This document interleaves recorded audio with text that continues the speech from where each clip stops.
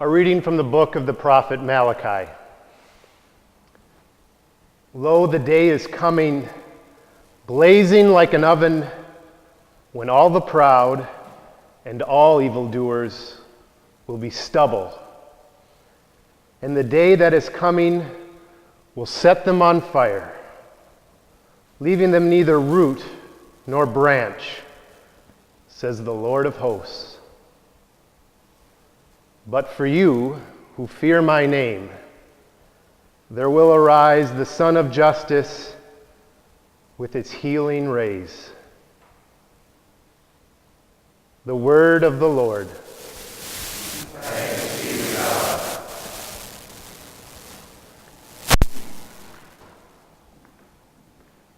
It's the end of the world, and I feel fine.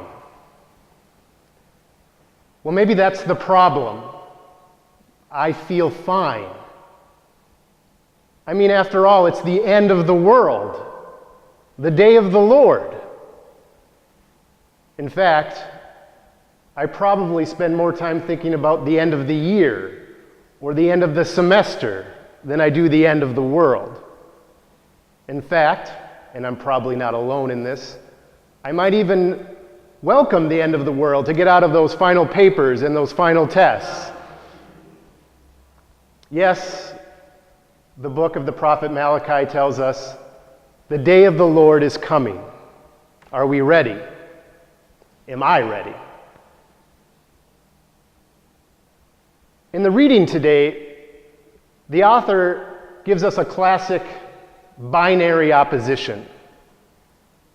On one hand, we have the proud, the wicked, who will be burned like in a furnace so there's nothing left. Like the Nazis who looked upon the Ark of the Covenant and Raiders of the Lost Ark who are melted into nothing. And then on the other hand, we have those who fear the Lord, those, I suppose, like the author of the book of Malachi. Black and white, the saved, the damned, the proud, those who fear the Lord. But I wonder, is it that simple? Does the Lord, the Son of Justice, the Son of Righteousness, make things so easy? In the Roman Empire, there was a cult to another sun god that was quite popular, the god of Mithra. And in the cult of Mithra, it had become so popular that almost every man in the empire had practiced it or belonged to it in one sense or one form or another. Yet it died out. Why? Well, there was one problem with the cult to the sun god Mithra, and that was it didn't allow women to be a part of it. And you can't very well become the official religion of an empire if you're going to alienate half of your population. And so Christianity, which had become more and more popular, did welcome women. And so the stage was set. The Son of Justice, working behind the scenes in his healing rays of grace, allowed Christianity to take the forefront, to propel and move forward in the world in ways it never had before, so that the healing rays of justice might encounter more and more in the world. Now fast forward to our day and time. Now, no, in our culture, we don't worship the god of Mithra. He has been left in the dust, in the obscurities of history. Yet, there's another idol we worship in this culture. The idol of ourselves, the altar of our ego, the very pride that the book of Malachi warns us about today. And yet, we're all guilty of worshiping, of dipping our chalices as an oblation at this altar of pride. Yet the Lord, the Son of Justice, His healing rays are always working on us in our pride.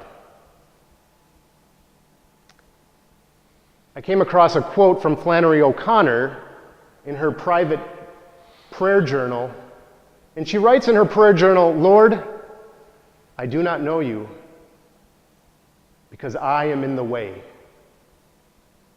Help me to push myself aside. I am in the way."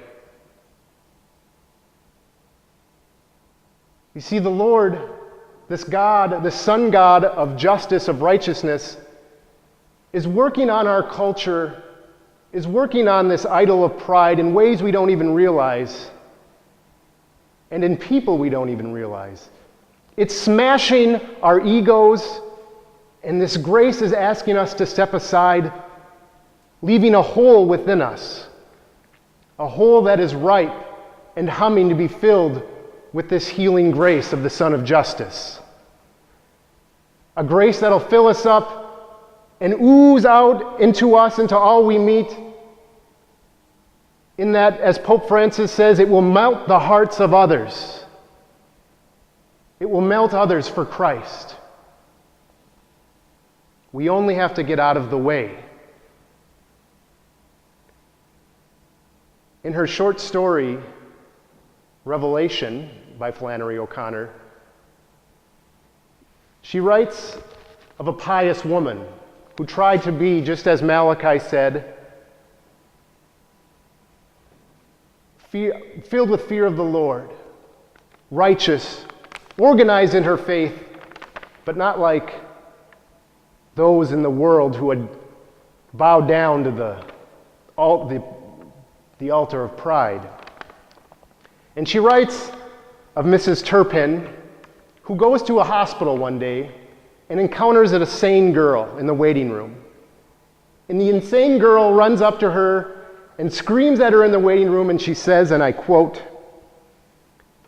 "Go back to hell where you came from, you old warthog." Well, Mrs. Turpin is taken aback. She's aghast, and all she can do is go home, back to her farm. And the story continues, and she's feeding her pigs and trying to process this divine concussion, so to speak, from the insane girl in the waiting room. She has a vision, and she sees in the vision a cavalcade moving toward the crack of heaven. A vast horde of souls, she writes, led by, and I quote, "white trash, clean for the first time in their lives. Battalions of freaks and lunatics, shouting and clapping and leaping like frogs. These are the poor in spirit," she says. "These are the ones who experience the healing rays of the Son of Justice. And bringing up the rear, meanwhile, are the righteous, the organized, the scrupulous, the stainless, like Mrs. Turpin and her husband. They're marching behind the others with great dignity, yet Mrs. Turpin could see by those who were leading the way, by their shocked and altered faces, that even their virtues were being melted away.